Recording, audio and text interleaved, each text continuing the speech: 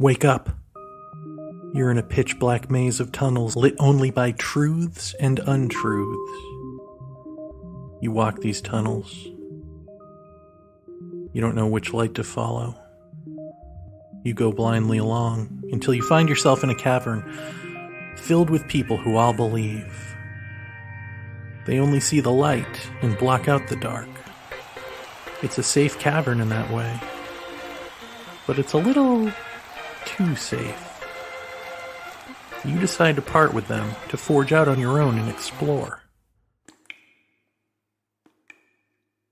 The deeper into the maze you go, the shakier the ground, the more unsteady the roof. It could cave in at any time, and so you must keep going. You follow a trail of lights. They grow brighter. You feel their warmth. You're coming to somewhere, a new cavern, all to yourself. An oasis in the maze.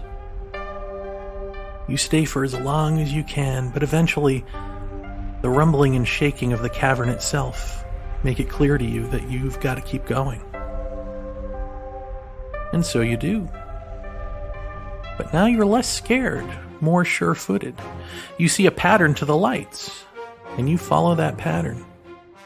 Certain you will hit a new oasis that will contain something even better for you than mere warmth and the quelling of fear. Water too, perhaps, to quench your thirst. But with that water is the new fear that you will die without it, and it's too late to turn back. On you go, ever onward, choosing roads, choosing paths, following lights. Eventually you find an enemy to slay. Eventually you find that the dark and the light and the tunnel itself are also you. That enemy was you. Eventually you have nowhere to turn, no one to fight, no heroic anything, and you see that your bravery came from a confidence that hid you as a coward. And it's at this juncture that you will either turn inward and go crazy, or you will identify with your new situation and create a religion out of it. You'll call people to your cavern as a leader. You will need them to believe your lie to hide your cowardice. And you hide their cowardice in your lie that they willingly believe. It's a circuit. Just like this maze. Or perhaps you will call upon what you see as your newfound inner warrior strength and carry on a solo act in that delusion, finding and slaying enemy after enemy. The rarest thing that you will do, the thing that all of this is hiding, is the choiceless choice of giving up the adventure and the excitement and the growth and the intellectual challenge to sit still for the sake of sitting still, to be silence. And since the lights are you, and the dark is you, and the maze and the imminent collapse of the maze are you, in being silence, you will be that noise no more. You will be those movements no more, and the running from those movements into new movements no more. In that moment, and that moment alone, when all of those tantalizing choices vanish, what you seek becomes you. Not the mirage of truths, but living truth, breathing through you and into the world. You are the light of truth and have no relationship to these lights of truths and untruths, except through the compassion you feel for those still following them and those still blocking them out. This is the story of religion, and the ending of the story of religion. Start here. Aloha, everyone, and welcome to another season of Our Undoing Radio. It's been a long time coming. Thank you for coming. Can't remember even where we left off. in terms of like, hey, here's an update on my life, before we get into things. I think I said I was publishing a book when we ended last, or maybe I had already published it. But either way, I published a book last year, 2022, toward the end of the year, called Aliens, the First and Final Disclosure. I guess I could go back and listen to older episodes of Our Undoing Radio, like, just the last couple, just to see if I've already spoken about this. But, lazy. Plus, it's a free show. Plus, hey, more unique content. Ting! So Aliens, the First and Final Disclosure, which kind of ties together what we're doing here, well, really, with like the Paratopia stuff. So tying together these two themes in one book in a little bow, which I did with the book before that. I'm to tell you this, and I'm to tell you it is fiction, but that's not as straightforward as this book. This book is, yes, funny, hopefully, bit of a comedy roast on ufology, bit of legit anger and all of that toward society at large with its refusal to look at itself. But when the jokes and the tears are away, it gives into some deep stuff. The whole book has some deep stuff in it, but really maybe like the last half to third is stuff you haven't probably thought about. And honestly, I don't know if people even get what the hell I'm saying half the time. Because as somebody told me, I interviewed someone for Dreamland, because that's the other podcast that I do monthly.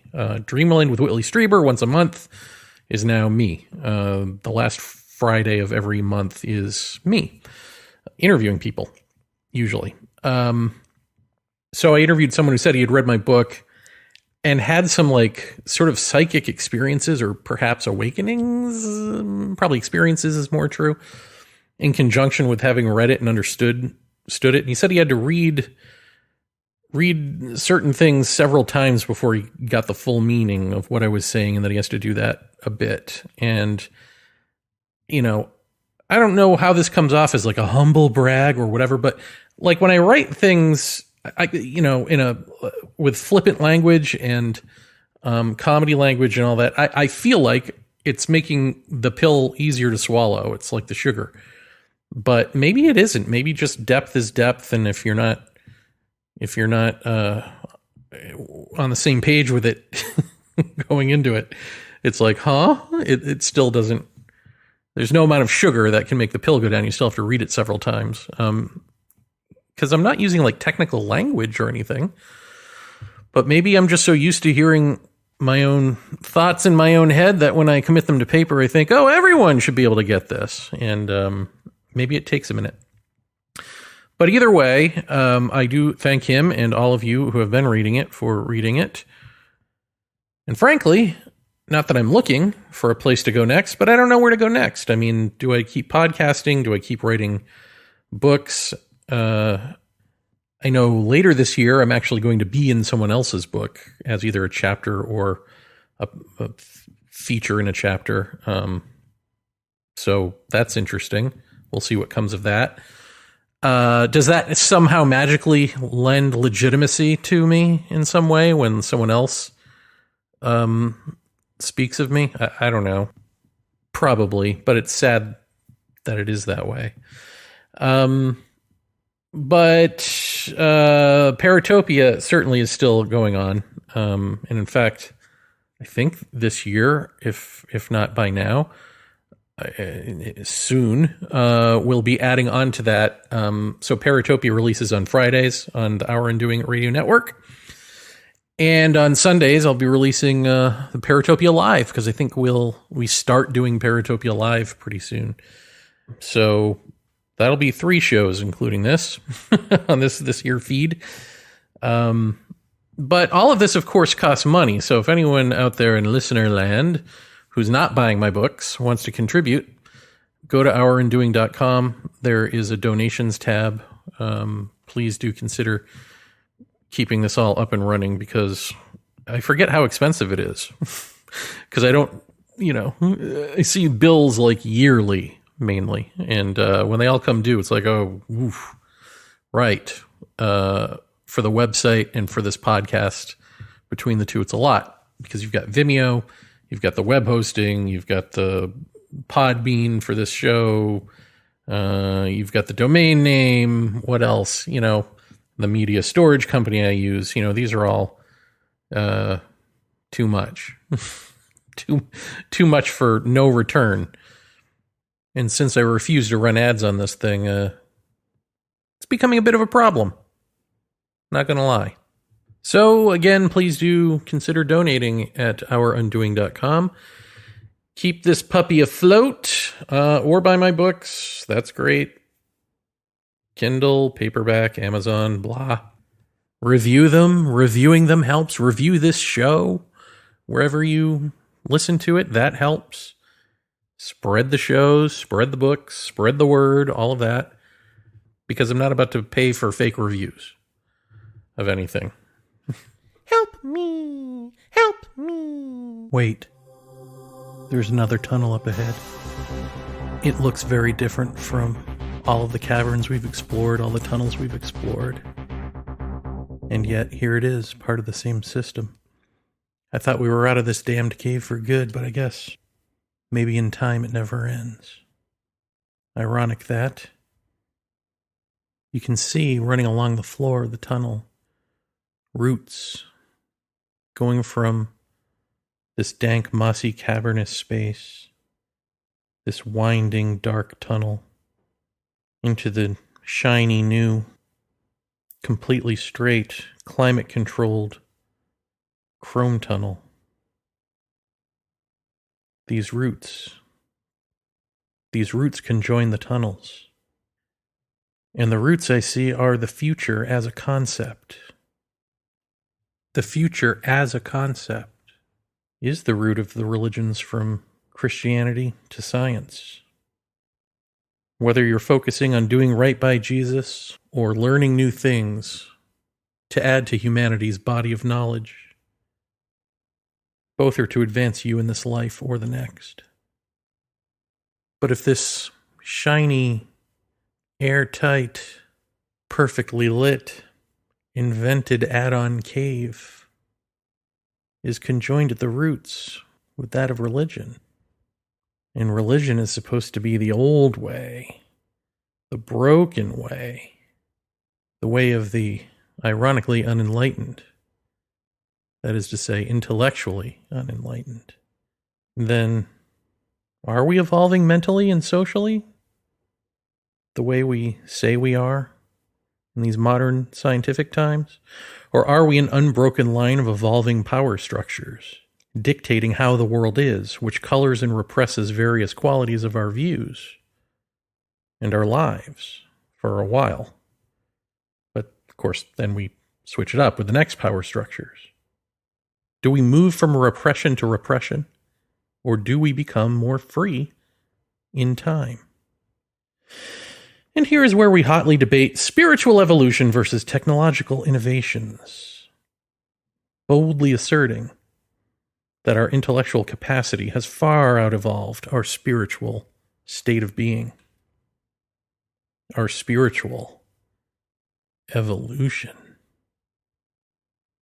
Is the brain outpacing the heart? Do we need to get a pacemaker on that heart?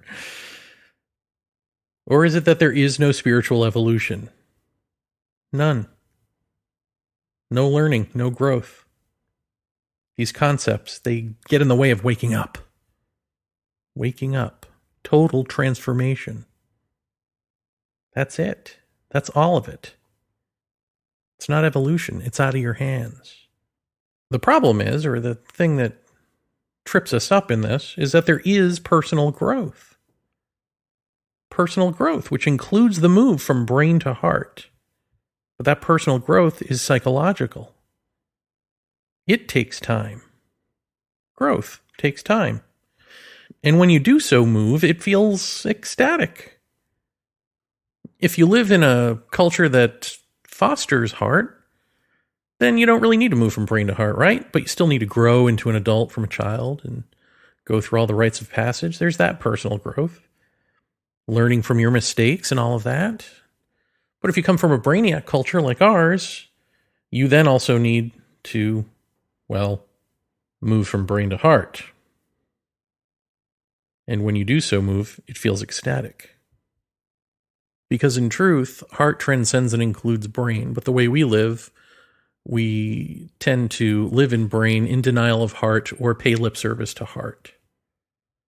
So when you move from brain to heart, it is an egoic death of sorts.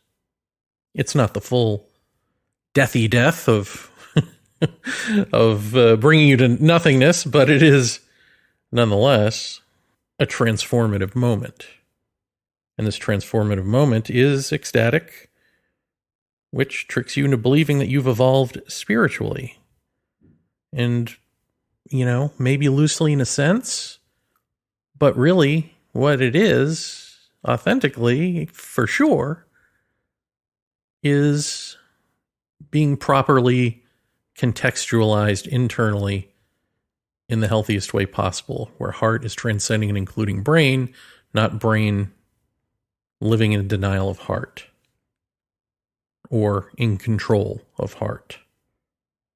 The whole brain to heart thing is just an indication of how psychologically unfit you and we all are. That becoming healthy is, such a full body revelation of joy and compassion that it tricks you into believing you're enlightened. Science, Western science, the brainiac kind, needs us to be evolving, preferably in a straight line, for us to have climbed to the top of the consciousness hierarchy, which just coincidentally happens to be the point where science colors and dominates our view of life and our dreams of a better tomorrow, carrying science with us, inseparably from us, into the future. Right? Of course, that's because we've created that hierarchy in the first place. Science needs history to be a line of progression. But, again, are we progressing?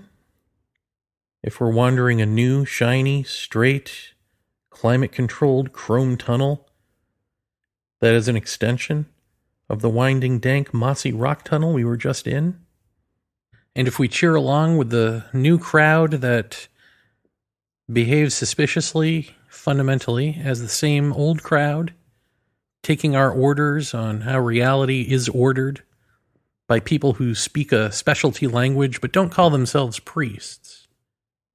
They call themselves scientists. And they claim to have fields of expertise that make them worth taking dictation from as a result on all things outside of even their fields of expertise and their specialties.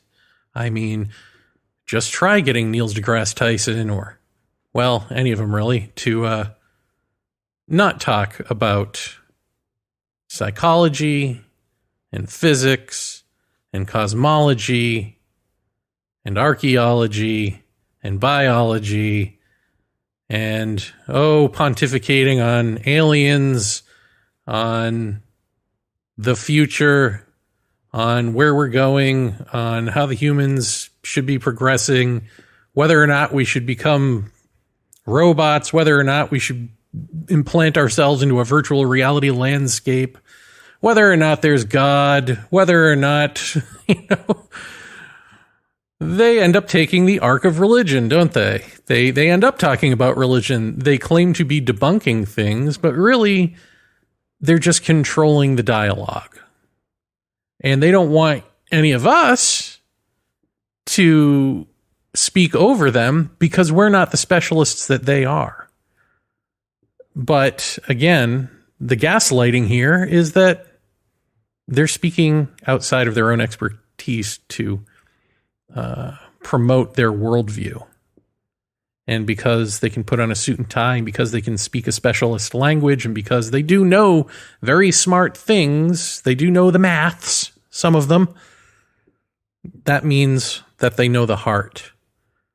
That means that they know whether or not there is enlightenment. That means they get to tell us that the Enlightenment was a European construct having to do with a boom in what? The intellect, the arts, so on and so forth. Industry, commerce. None of these people have experienced Kundalini. You think Neil deGrasse Tyson believes Kundalini exists? Do you think he thinks it's a belief? That it is something that you either believe or don't believe exists? I only pick on him because he's currently the most vocal and arrogant of the scientific spokespeople. One of the priests from on high, coming to tell us how reality is, never admitting that he is in fact out of his depth on any given subject. And yet, would balk at the notion of being a priest or promoting a religion. Interesting that, eh? We're in a maze of our own making. And we're calling that a journey, and we're calling ourselves heroes. Naturally, then, it's a hero's journey. It's ours. That's what we are. And thank God for our guiding lights, our gurus, our priests, and our scientists who step in to tell us when we're off the beaten path, when we're off the right track. In the case of the scientists, to tell us, whoa, whoa, whoa. 1 + 1 is mystery enough, pal. The vacuum of space, quasars, how bumblebees fly. These are the big mysteries. Isn't that mystery enough? And indeed, these things are amazing. Hey, the speed of light, can we break it? Great question. Amazing. But they're external, aren't they? They're reminders of the mystery that we are. They're not a replacement for that mystery. But just try telling our new priests that. But there are those in the brainiac culture who believe in the science, but not the scientists. Maybe they believe in the religions otherwise. Maybe they don't. Either way, they decide they're going to build a parallel track. They're out of here, man. They want the really real reality, not the what somebody told them. They want to experience it for themselves. They're going to do psychedelics or magic or something that inevitably brings them to the void. Not to nothingness, but to the void. But they don't know the difference. And they jump into that void and they face annihilation as a spirit warrior. And what they don't understand is that's just like a hall of mirrors in this maze. It's thought's way of replicating nothingness as an expression of what you do. Egoic death and coming out the other side stronger for having faced your fear is the result. But did you face annihilation if you were there? I mean, if you're doing all of these things, jumping into the void, facing it, knowing that you're dying, knowing that you're back, realizing you've faced your fear and feeling stronger, could you possibly have been annihilated if you were the one choosing to face annihilation?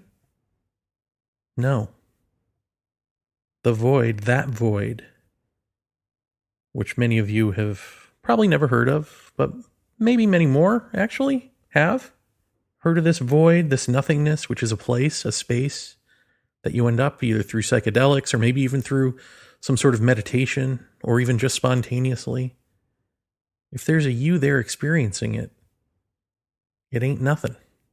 And annihilation is choiceless.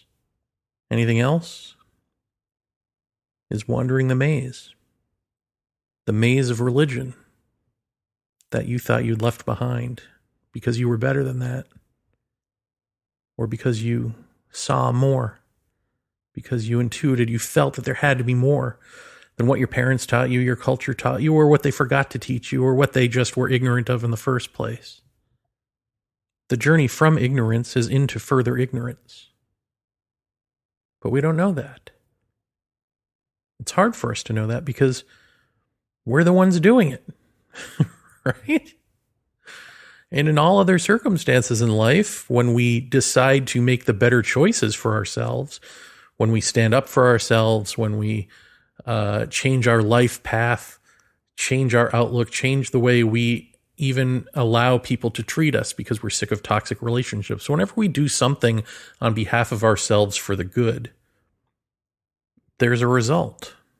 And it's no different with truth with a capital T, with this authentic nothingness we're talking about. When you do something to arrive there, to achieve it, on behalf of it, you get a result. And that result is the universe responding to you. And that result is what the scientists might call a false positive. Because again, for the cajillionth time, total transformation is instantaneous. It's more a mutation than evolution. This is hard to conceive of in a world where we see time unfolding and we see evolving and we see how it works for us and all of that, and how it doesn't work for us and how we try different things and then that works for us. We see choices. We see decisions. We see growth. And we assume that applies to everything. And why wouldn't it apply to the very basic, fundamental nature of us? And yet, it does not. Choicelessness, total transformation, doing nothing, just understanding this so deeply that the body shuts you up. That's how deeply you're doing nothing. You listening to this can't even do anything about it. But you are listening, and the organism hearing beyond you, if it hears deeply enough, the body stops you, not you. And that's the last thing that you want. You don't want to be stopped. So you'll struggle against it. You'll struggle by not struggling. If you're someone who listens to shows like this, you'll struggle by claiming that you do get it, or you're on the verge of getting it. You'll stay in the maze because the pain that the maze may bring you, the confusion, the ignorance, is still you being able to deal with it and being able to move and make decisions to and from, room to room. What makes sense for you? What's right for you? What's your truth? And if you don't like what you find, then you look somewhere else. You put it off for the future. This is where that straight line future is pretty appealing. Before in religion, you just had, you got to believe in God, Jesus, whatever, and then that's it. Then you're good, right? Get your rewards in the next life, most likely. But in these here modern times, if a person doesn't believe that, then they don't call it getting the rewards in heaven or in the afterlife. They call it figuring it out in the future, getting your rewards in the future. Well, I just laid it out for you. You changed? So either I'm lying or I'm wrong. Not worth listening to. Intriguing, worth listening to a little bit more. Maybe you'll get it next time. These aren't criticisms. These are just how we avoid hearing this, even as we're listening to it. And all one need do as you're listening is be aware of yourself doing these things as you're listening. Be aware how you listen as you listen. Can you be that aware? Can you do it right now?